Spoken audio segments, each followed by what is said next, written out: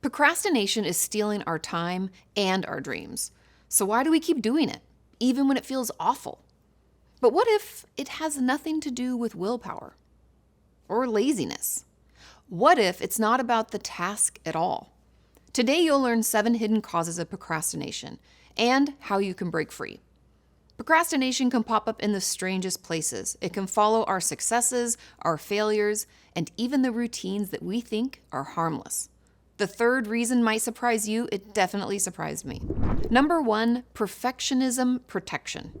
This is when you can't seem to get started because you're worried your work won't be perfect.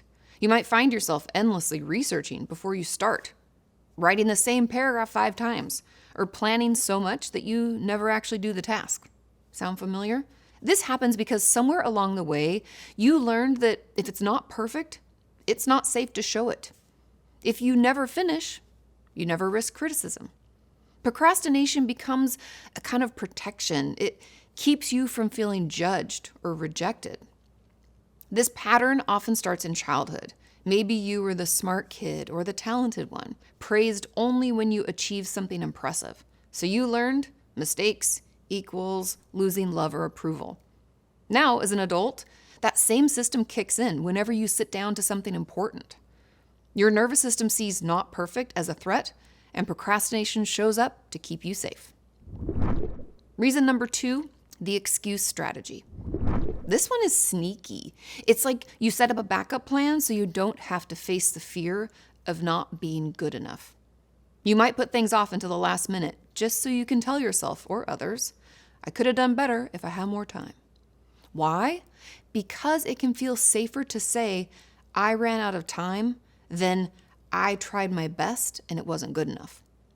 Running out of time doesn't feel like a reflection of your worth, but giving it your all and failing, well, that can feel scary, dangerous even. This habit often starts in childhood. Maybe you got in trouble for making mistakes, or love and approval felt conditional upon achievement. So you came up with what felt like a brilliant little rule. If I don't really try, then I can't really fail. And the irony is that this strategy often causes the very failure it's trying to prevent. That's because safety isn't about results. It's about protecting your sense of self-worth. Reason number 3, forced reset. Sometimes procrastination is your body's way of forcing a timeout. If you're always busy, always productive, always on, procrastination can act like an emergency brake. You might feel completely unmotivated, even for things you actually care about. Scrolling social media instead of working. Moving through tasks like you're waist deep in water. It's not that something's wrong with you. This is your system trying to protect you from burnout. When you're depleted, your body sees more work as a real threat. So, motivation shuts down to force the rest you wouldn't give yourself voluntarily. This often happens to people who grew up being the responsible kid, maybe the eldest daughter, taking care of siblings or helping with adult problems, never feeling like you could drop the ball. You learn to push past your limits without even noticing it. Now, when your body senses you're heading for burnout, it has to be dramatic to get your attention, forcing a pause, making it impossible to work until you rest. If this reason surprised you, like it did me, reason number 6 is going to be a shock. But first, let's move on to reason number 4, self-doubt paralysis. This is when you'd rather stay stuck than risk being wrong. It shows up as starting and stopping constantly, second-guessing every decision. What if I do it wrong? What if people think I'm stupid? What if this is a terrible idea? The fear of making the wrong choice feels more dangerous than making no choice at all. Again, this usually starts in childhood, when adults didn't trust you to figure things out. Maybe they corrected you harshly, took over when you struggled, or made you feel like your instincts were always wrong. And this is part of the reason why helicopter parenting can be just as harmful as neglect. Now, in your life, when it's time to make a decision or take action, that little kid inside says, we don't know how to do this safely. We better just not do anything. And the tricky part is that this protection keeps you from building confidence in your own judgment. Staying safe feels easier than risking feeling stupid, but it also keeps you stuck. Reason number 5, avoiding uncomfortable feelings. One of the main reasons we procrastinate isn't about laziness, perfectionism, or fear of failure. It's about avoiding uncomfortable feelings. Think about it. Every task you put off brings up emotions. Frustration when it's hard, boredom when it's tedious, fear when it matters, or feelings of inadequacy when you don't know how. As a kid, you might have learned that certain feelings weren't safe to express. Maybe you were told, "Don't be so dramatic," when you felt overwhelmed. Maybe you had to hide your frustration or your fear. Or maybe the adults around you couldn't handle their own emotions, so you learned emotions themselves were dangerous. Now, when these feelings come up as an adult, it makes sense that avoidance feels easier than facing them.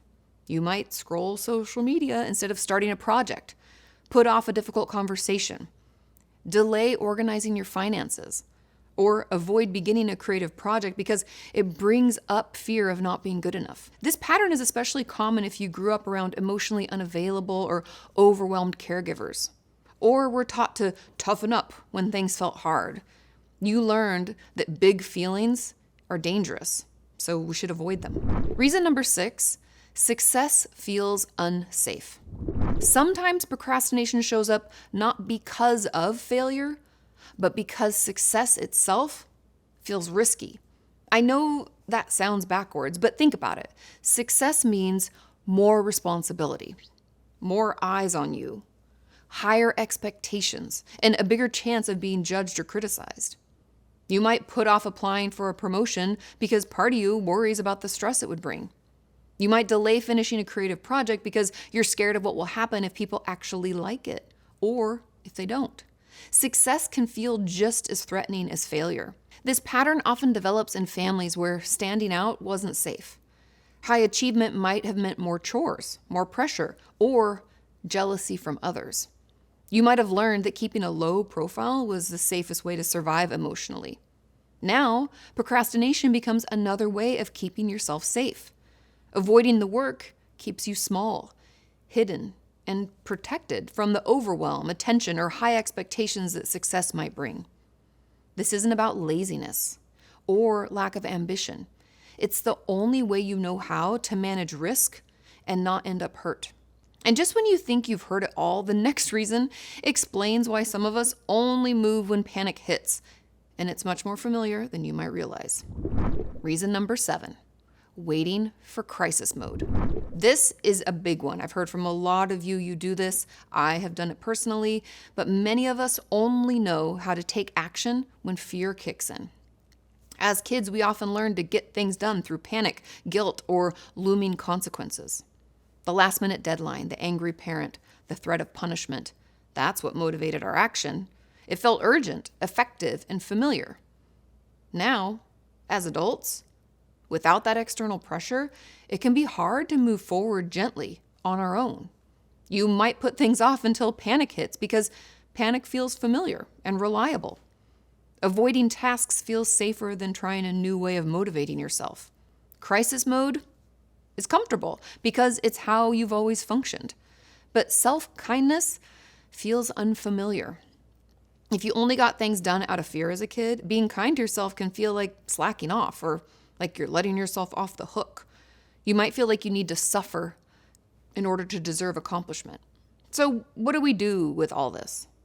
Well, first, we have to stop fighting our procrastination and start getting curious about it. Remember, be curious, not judgmental. The next time you catch yourself avoiding something, ask, am I tired and need rest? It's possible. Am I afraid of criticism or failure? Am I feeling overwhelmed or unsure of where to start? Am I avoiding uncomfortable emotions? Procrastination isn't the enemy. It's trying to tell you something important. Instead of hating it and fighting it, just try to listen to it. Second, practice sitting with your feelings in small doses. If a task brings up frustration, set a timer for a couple of minutes and let yourself feel it. You don't have to like it. You're just learning that discomfort itself isn't dangerous. Third, experiment with gentle motivation. What if you approach this task from self-care instead of self-punishment? What if productivity could feel kind, not cruel? It might feel impossible at first, but you can create new patterns. I know you can. Neuroplasticity, it's a real thing, right? We just have to keep trying them, keep proving to ourselves that it is safe and okay. This might feel like a lot. Feel free to save this video, rewind, rewatch as you need. Because you might be thinking, great, okay, so my procrastination is protecting me, but I still have a lot of stuff to do. And you're right. Understanding procrastination isn't going to magically make your to-do list disappear. But it does change how you approach it. When you stop seeing procrastination as a moral failing and start seeing it as protection, you can work with instead of against yourself. You can tackle the real reason behind your avoidance rather than just trying to force yourself to do better. Which of these reasons hit home for you? Let me know in the comments. Tell me which one made you feel kind of called out. I do read every comment, and your stories often inspire the next videos I make. If this resonated, you're going to love my new book, Why Do I Keep Doing This? It goes deeper into how these childhood patterns show up in adult behaviors that we hate but can't seem to stop. Pre-order now. The link is in the description. Remember, you're not lazy. You've been trying to keep yourself safe in the only way you know how. Now, with awareness, you can teach yourself new ways to feel safe while still moving toward what matters to you. Thanks for watching. Have a wonderful week, and I will see you next time.